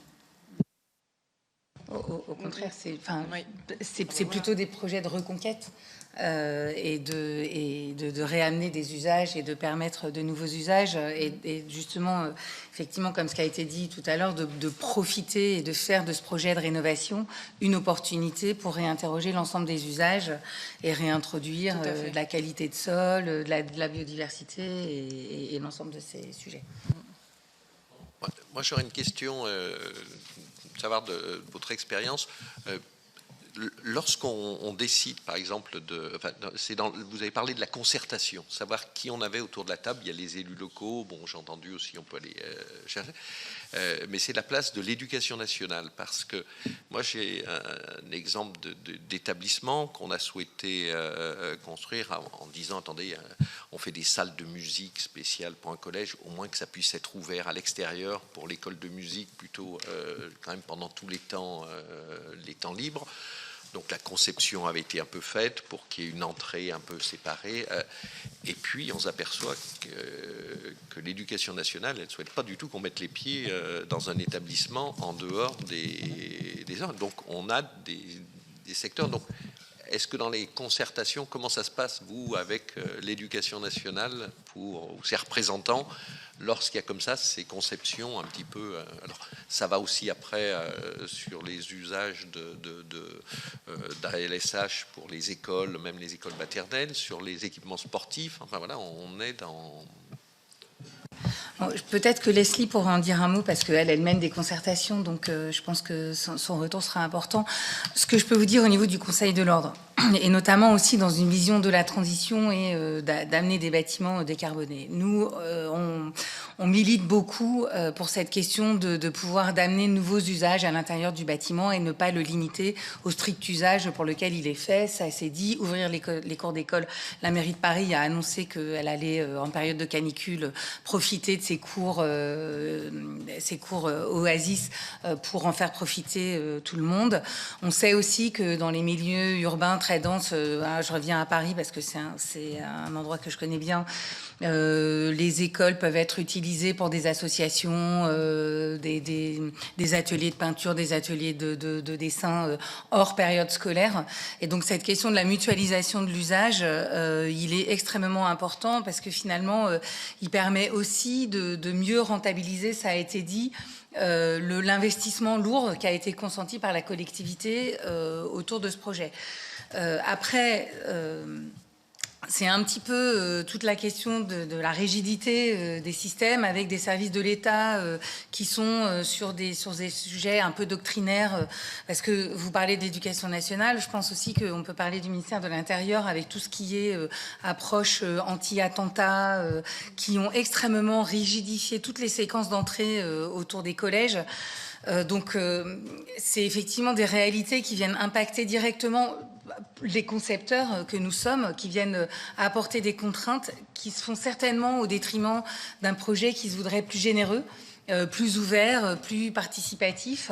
Là encore, chaque projet est une négociation. Et je pense aussi qu'à l'intérieur de la concertation, il y a aussi une grande dimension humaine. Et donc, il y a des services de l'État qui se prêtent plus ou moins au jeu ou qui prennent peut-être plus de latitude et qui participent plus et qui s'investissent plus parce que telle ou telle personne... voilà. En tout cas, je ne sais pas si, à ma connaissance, il y a des directives autour de cette question, mais ça pourrait être une question de dialogue avec les services de l'État pour donner des directives, pour aider que sur les territoires, ces concertations soient plus souples. Je ne sais pas si Leslie, toi, tu as des choses à... Pardon, est-ce que vous avez dans votre conception la capacité justement de prendre en compte ce cahier des charges? Je comprends, moi, il faut que ce soit à la fois ouvert vers l'extérieur, en même temps suffisamment hermétique pour faire des protections. Enfin, est-ce que vous avez des outils pour... de toute façon, si vous voulez, comment dire, la solution architecturale donne une réponse au programme. On parlait tout à l'heure des usages qui n'étaient pas forcément adaptés, mais ces questions de contrôle d'accès, de rigidité de certains points, effectivement, ça fait partie du cahier des charges auquel on doit répondre. Donc de toute façon, le projet doit apporter une réponse. Après, je veux dire, quand on parle de sécurité et de plan Vigipirate, c'est sûr que les réponses qu'on apporte sont moins généreuses et moins en ouverture. Il y a peut-être, ça limite aussi le nombre d'accès. Donc, c'est des arbitrages et en même temps, on comprend aussi que on ne voit pas dans le monde dans lequel on vit aujourd'hui que l'Éducation nationale et le ministère de l'Intérieur fassent l'impasse sur ces questions de sécurité des enfants, de la même façon qu'il n'y a pas d'impasse sur la question de la sécurité incendie. Donc, c'est des sujets, si vous voulez, qui impactent la réponse architecturale. À nous de la rendre la plus qualitative possible, au cas par cas, en fonction des situations. De la même façon, et c'est là aussi où... Je reviens à mon propos qui était de dire que on ne peut avoir que des solutions qui sont au cas par cas, puisque en fait une réponse n'est pas du tout la même en milieu urbain dense qu'en milieu rural ou que dans une petite ville, avec des abords plus ou moins dégagés, avec des accès plus ou moins accessibles pour les voitures, enfin les voitures, tout ce qui est aménagement d'espace public aussi, des dessertes de transport, bon, tous ces sujets-là entrent en ligne de compte et au cas par cas, on doit arbitrer sur ces sujets. Peut-être Leslie, tu peux compléter, je ne sais pas. Oui, merci, je veux bien. Je voulais vous raconter le fait qu'on a fait un petit voyage à l'agence dans le Vorarlberg, donc en Autriche, où on a rencontré des écoles dont la cour était quasiment ouverte et partagée sur la place du village. Donc, et en parallèle, au même moment, on décidait une école où on était en plein, effectivement, problématique attentat et où on n'avait même plus le droit de vitrer, en fait, entre le couloir et la salle de classe pour que ça soit des salles de classe refuges pour que les enfants puissent se cacher. Donc, on était véritablement dans deux mondes distincts et différents. Et ça ne crée pas du tout spatialement les mêmes espaces. Ce n'est pas pour autant que le groupe scolaire que l'on a fait n'est pas agréable. En tout cas, clairement, il n'est pas de la même façon en relation, et les enfants ne sont plus de la même façon en relation avec la ville, puisqu'en fait, on les protège et on crée des murailles, entre guillemets. Ensuite, sur la question, pour vous qui vous posiez, Monsieur le Président, sur la question de, mais finalement, comment est-ce que finalement ce corps enseignant va participer à ces échanges et va faire en sorte que ces écoles ne soient pas bloquées en été, par exemple, ou bloquées le week-end ou le soir, et puissent avoir une mutualisation des espaces et des usages, ce qui, à mon avis, est vraiment pertinent, et parce qu'au moins, on fera des écoles, des lieux qui seront utilisés à plein de moments, et ça sera très avantageux. Mais si effectivement, alors moi j'appelle pas ça des concertations qui sont problématiques, je pense, moi j'appelle ça plutôt des ateliers participatifs, parce que la grosse différence, c'est que la concertation, on va être plutôt sur une dimension où on va présenter aux autres, alors que les ateliers participatifs, on a tous ensemble un même sujet, et on va tous travailler autour de ce sujet. Et du coup, ça va donner des réponses. C'est ça sur lequel vous pourriez avoir finalement la main, c'est en travaillant sur aussi ces ateliers participatifs, même en amont du programme, et que ces ateliers participatifs perdurent après le programme, avec soit les architectes ou des AMU, on les appelle, architectes, assistants à maîtrise d'usage. Et le mot d'ordre et de clé que j'entends depuis tout à l'heure, c'est cas par cas, c'est sur mesure, c'est contextuel. Voilà. Et en fait, moi, je suis persuadée qu'en binôme, et même un trinôme, ingénieur, architecte, paysagiste, écologue, en fait, vous aurez des projets magnifiques, cohérents, si tous ces points sont pris en compte. Juste peut-être une toute petite précision. Le Conseil national en ce moment travaille avec l'éducation nationale justement à l'élaboration et à l'intégration des problématiques de transition écologique à l'intérieur des programmes. C'est-à-dire qu'on voit bien que c'est la dichotomie, c'est toujours la même dichotomie française entre d'un côté un législateur national et de l'autre côté des territoires qui ont des besoins spécifiques et donc les crispations, elles sont souvent ici à cette articulation entre les besoins des territoires chacun à leur niveau et de l'autre côté des directives nationales. Donc nous on travaille avec l'éducation nationale justement peut-être sur l'élaboration des programmes et la mise à jour de certaines recommandations. Mais on pourrait encourager effectivement qu'il y ait des réflexions qui soient plus locales, qui permettent d'intégrer. Alors il y a aussi des démarches locales. Je pense aux démarches bâtiments durables, mais qui sont des formes de certification et d'accompagnement de projets, justement, qui sont basés sur des référentiels plutôt locaux. Il y a peut-être des réponses et des solutions dans des écosystèmes qui sont plus régionaux que des écosystèmes nationaux. Donc là aussi, c'est la question du positionnement. Je vous parlais de... Je vous parlais de patrimoine tout à l'heure. Il y a un petit peu les mêmes questionnements avec les architectes des bâtiments de France et une parole de l'État qui est un peu monocorde, qui a du mal à se faire à la question de l'adaptation et justement des réponses qui doivent être adaptées. Donc pareil, nous sur ces sujets, on travaille là avec le ministère de la Culture et les architectes des bâtiments de France, justement pour un peu fluidifier et arrêter d'être dans des injonctions contradictoires. En fait, je pense que le plus compliqué, c'est l'injonction contradictoire et il faut vraiment que les services de l'État et en même temps les territoires, tout le monde œuvre à la même dynamique, en fait. Voilà.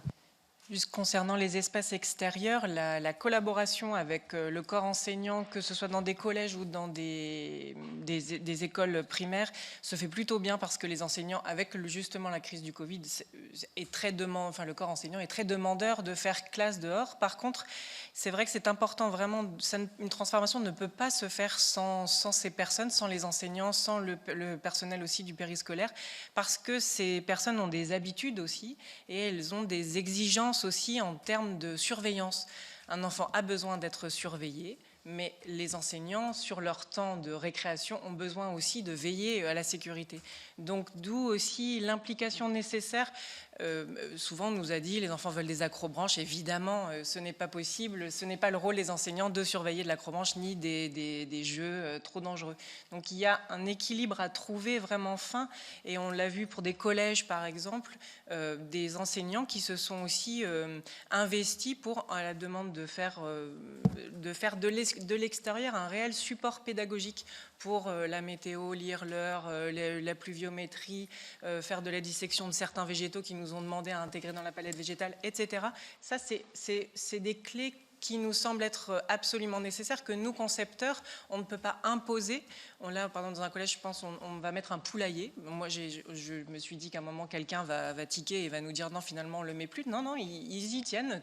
L'ensemble du personnel tient à la présence de ces animaux dans la cour, etc. Donc, je crois que quand ils sont impliqués dès le début, alors ça crée des espaces. Enfin, c'est un potentiel extraordinaire pour créer des espaces qui répondent à de nombreux besoins. Moi, je pense aussi... Il y a quelqu'un dans ce collège qui y habite, donc il y a un concierge là qui reste tout l'été. Je pense aussi, et je pense que ça a aussi été dit en filigrane sur les questions de concertation. Je pense que ces moments de transformation, que ce soit des espaces extérieurs ou que ce soit les bâtiments, c'est aussi le moment d'avoir une approche pédagogique. Si vous voulez, un bâtiment et un chantier, c'est quand même un support pédagogique génial. Et une cour d'école qui se transforme. Donc c'est aussi parler du cycle de l'eau, parler de la question de la transition écologique, parler de la consommation énergétique. Pourquoi c'est important de préserver la consommation énergétique. Ça amène aussi des interrogations sur l'économie, sur l'argent, sur le rapport à l'argent. En bâtiment... il y a tout le champ de la physique, la statique, comprendre une structure. Pourquoi ça, en collège, c'est plutôt que d'avoir un cours de physique, essayer de comprendre ce que c'est qu'une charpente. Donc, il y a aussi cette idée, je reviens à l'idée de l'opportunité, de faire que tout ce temps de la transformation soit aussi un temps pédagogique. Et pour avoir un temps pédagogique, on a besoin des enseignants. Dans un des collèges, on a installé des éléments qui permettent de mesurer la consommation du bâtiment lui-même. Donc, c'est-à-dire que les élèves peuvent, c'est aussi intéressant, peuvent observer combien le bâtiment consomme au moment T. Je voudrais me mettre à la place, et ça ne m'est pas difficile parce que j'ai été exécutif départemental, donc je sais ce qu'il en est, de tous les maîtres d'ouvrage que vous rencontrez à l'occasion de ces projets. Quelles sont les préoccupations premières du maître d'ouvrage? D'abord parce que l'éducation nationale prend quand même une distance stratégique par rapport au maître d'ouvrage. Elle ne veut pas qu'on puisse lui faire le grief d'avoir eu tel ou tel desiderata. Elle va se contenter de voir l'aspect enseignement et l'aspect sécurité des enfants. Et il est rare d'ailleurs que l'éducation nationale soit totalement associée au projet. Sinon, quand on a le travail qui a été fait par la maîtrise d'œuvre pour voir si effectivement ces préoccupations de sécurité, de qualité d'enseignement, de qualité d'accueil des enfants sont remplies. Donc, ceci étant posé, le maître d'ouvrage, lui, il va d'abord, il faut savoir qu'un collège pour, mettons, 400 élèves, 500 élèves, c'est aujourd'hui à peu près une vingtaine de millions d'euros. Hein. Donc, c'est pour une collectivité comme un département, ça fait déjà beaucoup. Sur un département comme le mien, il y a 36 collèges publics et malheureusement, ils ne sont pas tous en parfait état et on ne peut pas reconstruire à neuf. Mais même quand on fait, ce qui arrive souvent, des rénovations de collèges, ce sont également des chantiers très importants. Et donc là, la préoccupation du maître d'ouvrage, ça va être comme un petit peu le même souci que l'éducation nationale, c'est d'abord s'assurer d'un accueil qui permette un enseignement dans les meilleures conditions possibles de l'élève, en respectant ce que sont aujourd'hui les conditions posées par l'État, notamment quand l'État, ce qui est rare hein, sur des établissements comme les collèges, c'est plutôt la collectivité départementale qui prend en général tout le paiement de l'outil. Mais l'État va quand même être très attentif à ce que les règles de sécurité, notamment, vous évoquiez Vigipirate, et notamment les obligations qui ont été faites aux établissements scolaires de se clore, de ne pas permettre ni l'entrée de personnes extérieures, ni la sortie des élèves, avec des clés. Si quelqu'un doit entrer qui n'est pas un habitué de la maison, il va être obligé de montrer patte blanche. Donc ça sera exigé, ça me paraît normal. Alors on peut trouver peut-être dans le milieu primaire élémentaire des endroits où finalement les élèves ne sont pas très nombreux, où le lieu est clos et où on peut faire un certain nombre de choses. Mais dans un collège à partir de quelques centaines d'élèves, c'est extrêmement difficile. Et quel que soit d'ailleurs, même s'il y a des zones plus sensibles que d'autres, même dans une ville normale, il y a toujours des dangers. On peut se faire un gosse qui se fait écraser par une voiture, c'est arrivé. Hein. Donc voilà donc le financement. Ensuite, il va chercher un site, si c'est une construction neuve, un site qui remplit les conditions d'accès, parce qu'il y a des problèmes d'accès, mais il y a aussi des problèmes de distance. L'une de vous évoquait tout à l'heure les distances qu'il peut y avoir dans l'organisation territoriale du territoire. Et là, en général, les collèges, je vous parle de 36 collèges chez moi, il y a des gros collèges, des petits collèges, mais ce sont des collège qui était autrefois au siège de ce qui était, ce qui n'est plus le cas, le siège du chef-lieu de canton. Et les chefs-lieux de canton, bon, là on est à la campagne, même si quelquefois il y a 500 habitants, ça peut être un chef-lieu de canton, et il n'y aura pas forcément de collège, mais le collège sera un petit collège. Bon, tout ça va compter. Et j'ai un exemple récent dans mon département où la personne qui m'a succédé à la présidence du département a voulu lancer un plan collège 2050, et elle a commencé à évoquer, c'est une jeune femme, les possibilités de changement, de fermeture éventuelle. Alors là, c'était la révolution. Donc, tout ça pour dire que je vous écoutais tout à l'heure, je trouve que ce que vous présentez, c'est un monde merveilleux pour accueillir les enfants, mais je crois que vous aurez, si vous présentez cela, à part peut-être, est-ce qu'aujourd'hui il y a certains élus qui se sentent capables de pouvoir assumer leur rôle d'élu et de responsable autrement, mais ça sera difficile parce que pour l'élu, c'est sa responsabilité qui est en jeu dans beaucoup de choses, y compris avec une poule qui peut piquer la main d'un gamin, parce que ça pique bien une poule quand ça pique, et donc voilà. Et, excusez c'est une vision très terre à terre des choses, mais qui est un petit peu celle que vous allez trouver souvent quand on va vous faire une proposition de maîtrise d'ouvrage, de maîtrise d'œuvre, pardon. On va peut-être enchaîner plusieurs questions, voilà, parce qu'il y en a qui se complètent d'ailleurs avec... vas-y, Céline. Merci beaucoup pour tous les exemples et les expériences que vous avez données, parce que c'est très intéressant et c'est vrai que ça ouvre, je ne sais pas si c'est un monde merveilleux, mais ça ouvre de belles perspectives. Je vais être aussi un peu terre à terre, mais la somme globale de rénovation du bâti scolaire a été évaluée à 40 milliards. Et vous avez vous-même évoqué l'éventualité de déserts architecturaux.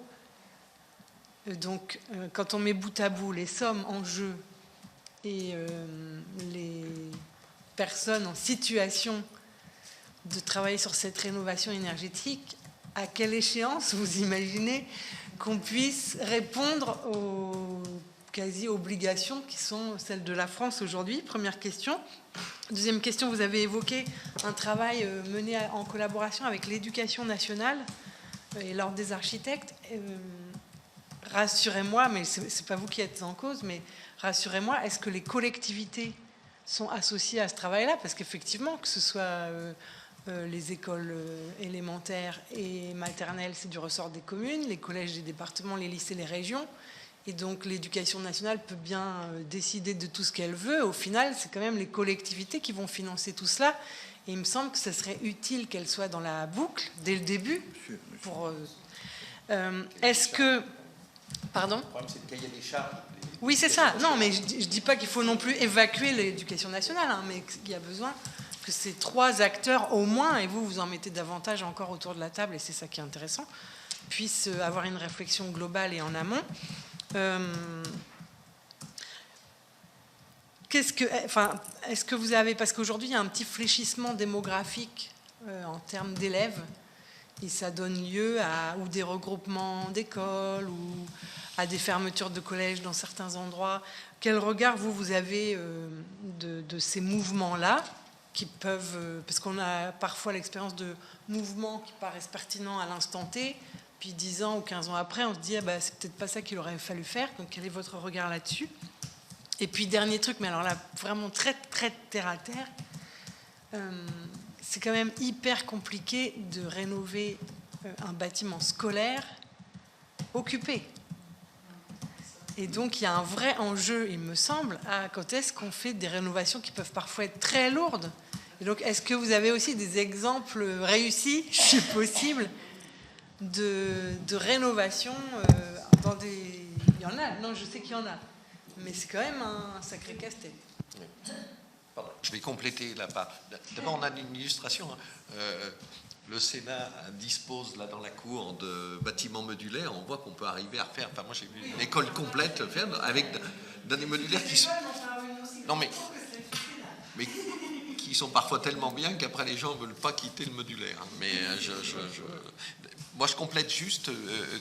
Est-ce que vous disposez d'une évaluation du coût par mètre carré de la rénovation énergétique des différents types de bâtiments, ou par rapport à leur construction ex nihilo, et pareil pour l'aménagement des cours extérieurs? Et puis tout dernier point aussi, on a parlé donc des effectifs, des 40 milliards, mais est-ce qu'en raison de l'ampleur des travaux, est-ce qu'on, d'après vous, vous ressentez qu'on ait assez d'entreprises sur le territoire pour pouvoir répondre à ces besoins? Autrement, sous quel délai? Je vais peut-être rentrer dans la réponse. On peut rentrer dans la réponse comme ça. Et c'est pour ça que tout à l'heure, en introduction, je parlais d'avoir une vision stratégique et d'avoir justement un observatoire qui puisse dire aujourd'hui quels sont les collèges qui sont dans les situations les plus dégradées et vers où orienter. Parce qu'il y a les 40 milliards de la rénovation des bâtiments scolaires, mais je vous passe les 100 milliards ou les 700 000 rénovations thermiques de logements pour lutter contre la précarité énergétique des ménages et qui sont sollicités sur les mêmes professions, sur les concepteurs et sur les entreprises. Et justement, là, on a participé au Conseil national de la fondation logement et là aussi, on plaide pour avoir un plan d'investissement stratégique à 5 ans ou à 10 ans pour donner de la visibilité à chacun et pour permettre aux filières de s'organiser et de monter en puissance pour répondre justement à cet enjeu.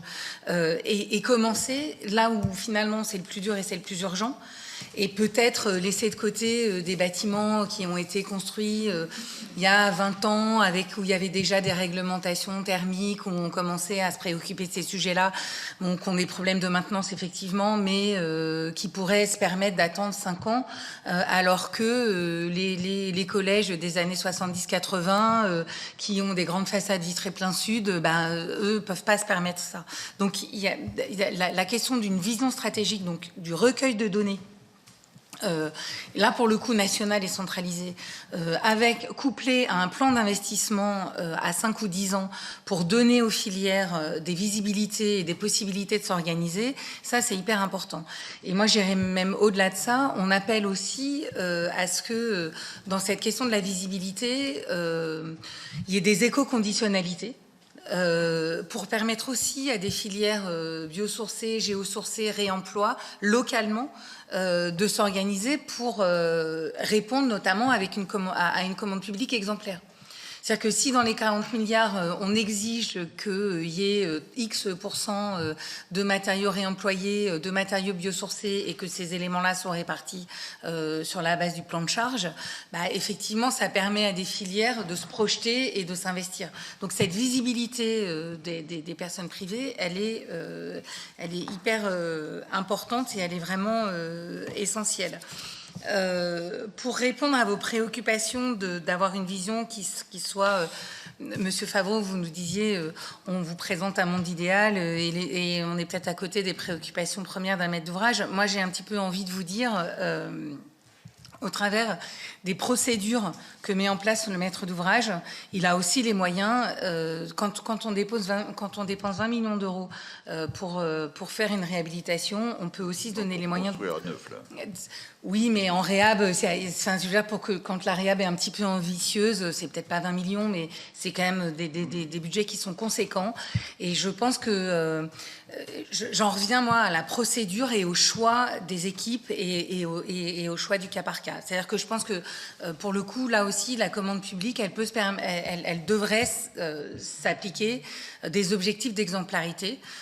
Éventuellement, quand il y a des sujets un peu complexes, pourquoi pas aller au concours, même si c'est pas obligatoire, mais ça permet aussi d'éclairer et d'avoir le choix entre plusieurs sujets. Alors effectivement, c'est une procédure d'attribution qui est plus coûteuse, mais ça permet, je pense, in fine, d'emporter de façon plus simple l'ensemble de de l'écosystème qui est attaché au projet, parce qu'on choisit un projet et on se limite pas à une équipe, et ça renforce en fait le plaidoyer que je faisais tout à l'heure sur éviter les contrats globaux et plutôt être sur de la maîtrise d'ouvrage, de la maîtrise d'œuvre classique, pour avoir une approche justement au cas par cas et qui est plus concertée et avec des procédures de désignation qui peuvent aller jusqu'au concours.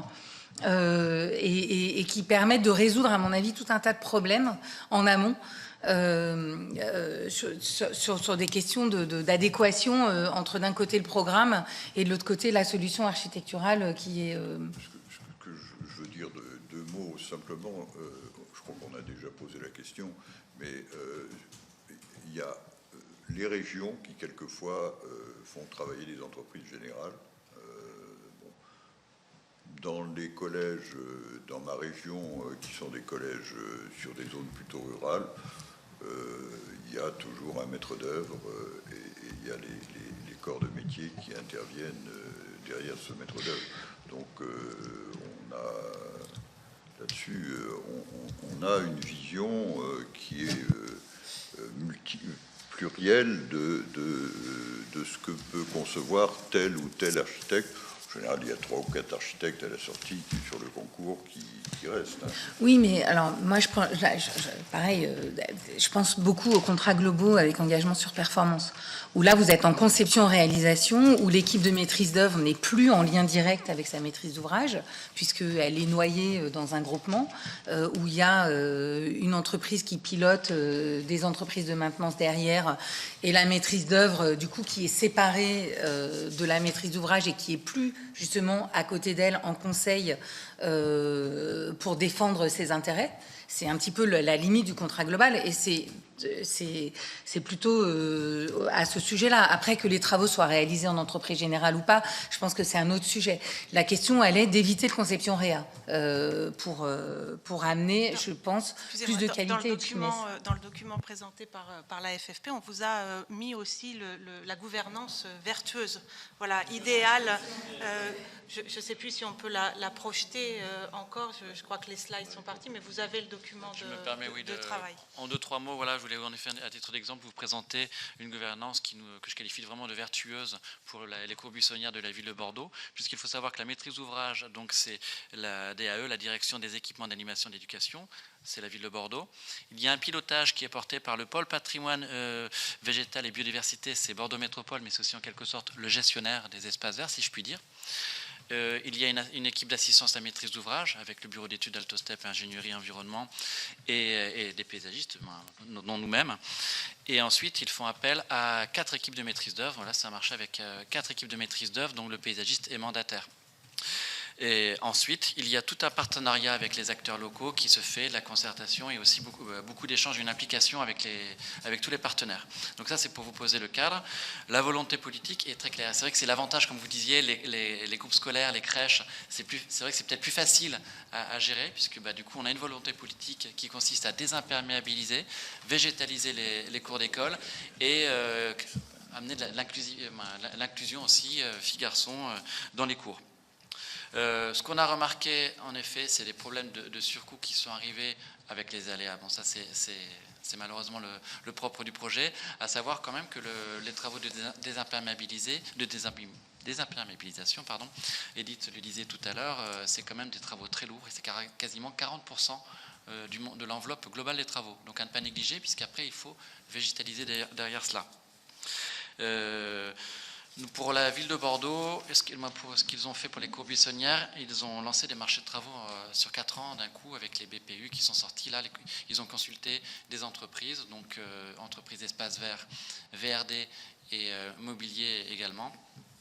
Et il s'avère qu'en effet, comme vous disiez, il n'y a pas beaucoup. Les entreprises répondent, mais c'est difficile, vu la pression de ce timing très court en été, trouver des entreprises capables de se mobiliser sur un temps aussi court et avec les compétences, puisqu'on a bien sûr toutes les problématiques possibles et imaginables, sites occupés ou pas, problématiques d'accès, problématiques de bruit aussi dans certains cas.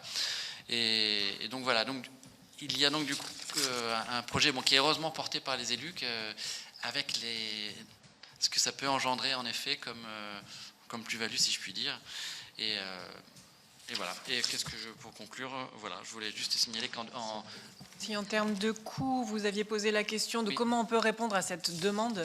Donc nous, paysagistes, on est quand même formés aussi, je cite juste cet exemple, donc c'est porté par le CAUE 54, donc Meurthe-et-Moselle aussi, qui monte des formations sur la facilitation de groupe notamment aussi, et qui nous fait monter aussi en compétence sur comment on accompagne aussi ces situations dans la résolution de projets, dans la résolution de problèmes, etc. et comment on emmène l'ensemble de ces acteurs dans leur diversité vers quelque chose de commun et de constructif.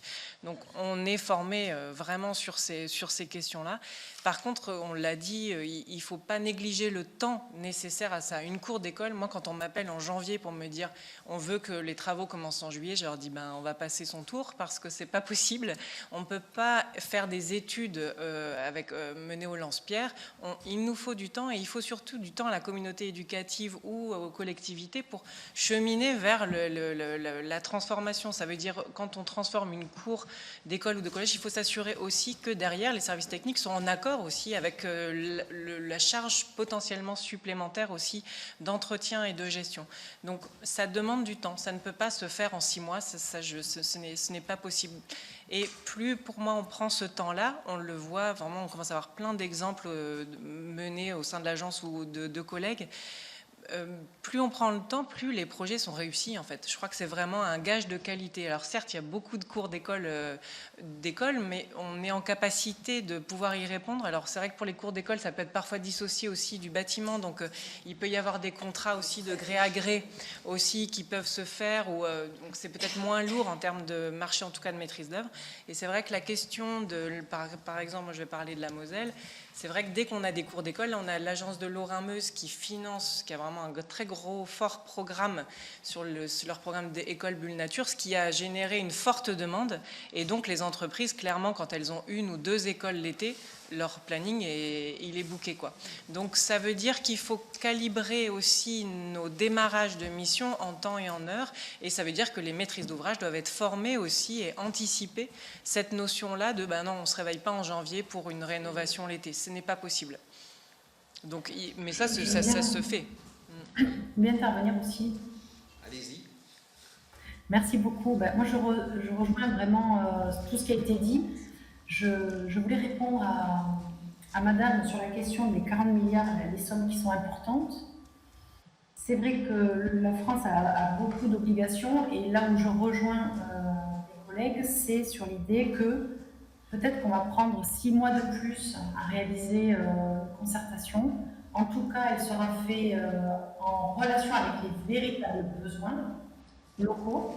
Ce qui fait que derrière, quand en fait on va avoir le projet qui va émerger, va répondre complètement aux attentes et aux besoins. Et du coup, on n'investit plus pour 5-10 ans, on investit pour 30 ans sur une information qui est efficace. Il ne faut pas partir du principe d'imposer en fait des extensions avec un process industriel qui sera toujours le même parce que ça ne répondra pas aux problématiques locales, on l'a dit plusieurs fois. Et ensuite, ce n'est pas du tout une utopie, tout ce qu'on est en train de dire. Tous les jours, nous construisons en bois, en paille, en terre crue, dans les budgets qui sont alloués. Nous y arrivons sans problème parce que nous avons une démarche frugale, de sobriété, des projets très beaux, très esthétiques, très bien accueillis. Donc je ne crois pas de quoi on parle dans cette utopie-là. Au contraire, sachez que la dernière usine que l'on vient de livrer à Nîmes, l'isolant biosourcé était moins cher que l'isolant minéral. Donc les changements sont en train de se faire très largement. Il faut aussi savoir que la filière qu'on avait choisie et déterminée au départ, qui était la paille de riz, est en train de s'effondrer. On n'a pas pu le faire en paille de riz. Ça veut dire que si vous ne vous rendez pas compte que des filières sont en train de s'écrouler et qu'il faut les soutenir parce que c'est notre avenir, c'est ça qui va être compliqué. Donc vraiment, on vous encourage à trouver, à continuer en fait ces rénovations. Et peut-être que les finitions, telles que la peinture, pourraient pourquoi pas être envisagées dans un second temps.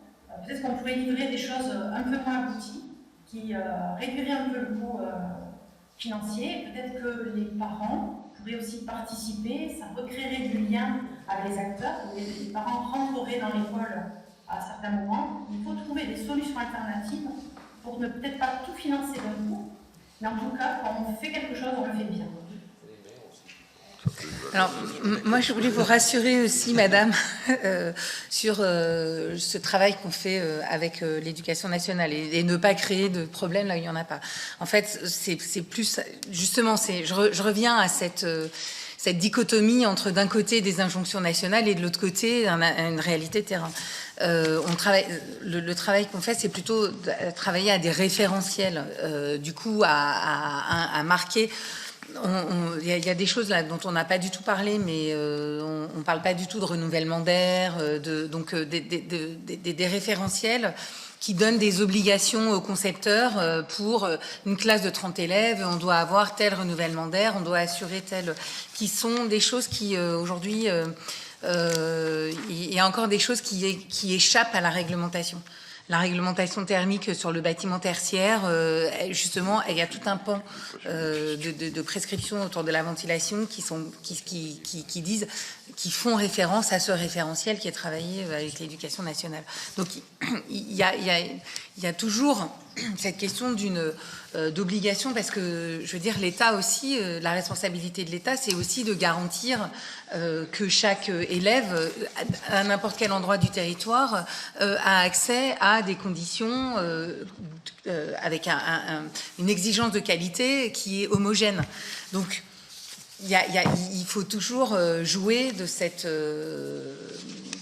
Là encore, c'est pas de l'injonction contradictoire, mais c'est toujours entre une obligation de résultat national pour que chacun ait accès à l'école dans des meilleures conditions et localement l'adaptation au contexte territorial, à la volonté politique des élus. Je pense que c'est extrêmement important aussi de dire que dans cette question de la transition, si la puissance publique n'est pas moteur et ne donne pas, elle, les objectifs de la qualité, ce sera difficile aussi derrière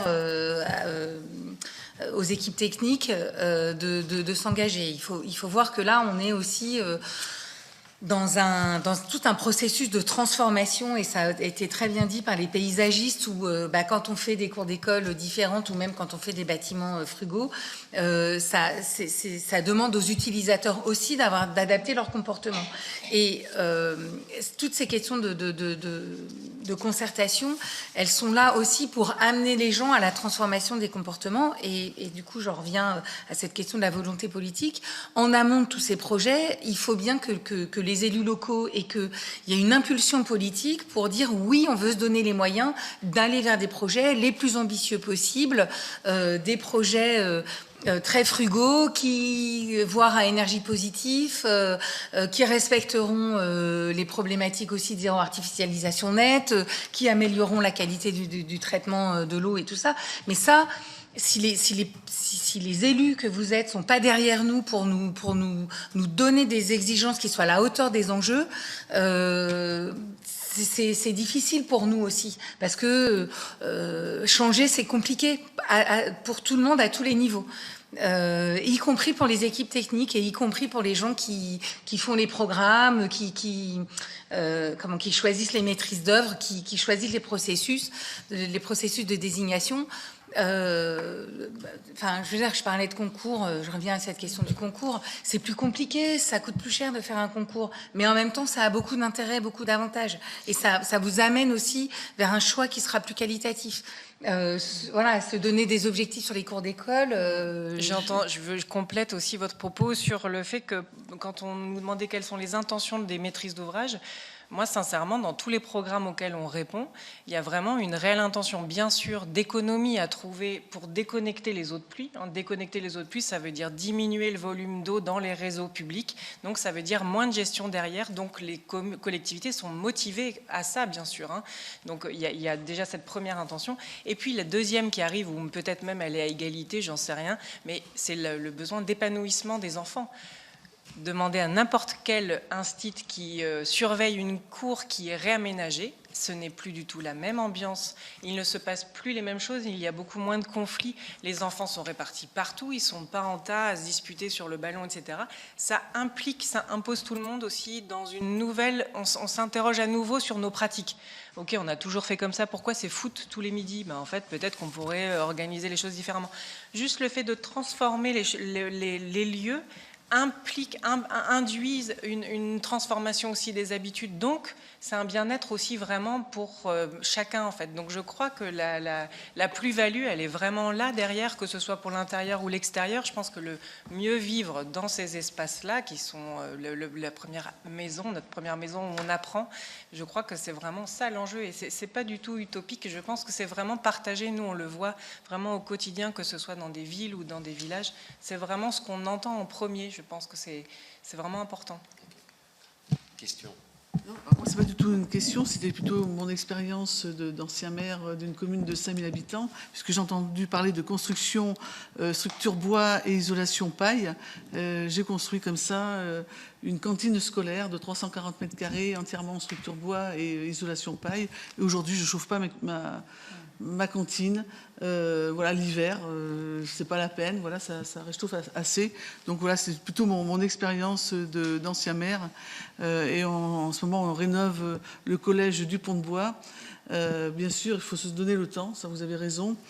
Ça a mis au moins 5 ans avant de pouvoir prendre une décision, parce qu'il y a la sécurité derrière tout ça, comment faire sortir les enfants, surtout que tout autour, il y a une école élémentaire, maternelle et primaire.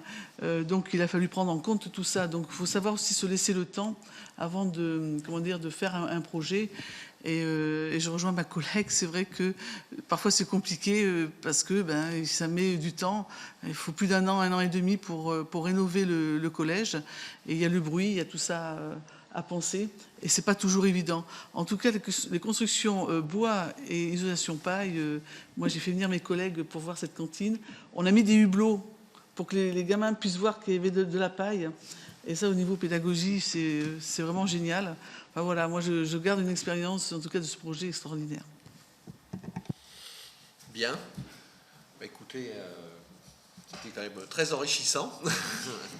On voit bien que vous nous renvoyez à nos propres responsabilités, hein, ce qui est souvent le cas. Mais merci en tout cas pour ces perspectives, même si on vous a demandé des réponses écrites. Sur le chiffrage, quand même, un petit peu, on aimerait bien avoir des choses un peu plus concrètes, hein, sur les coûts vraiment, c'est important. Ok.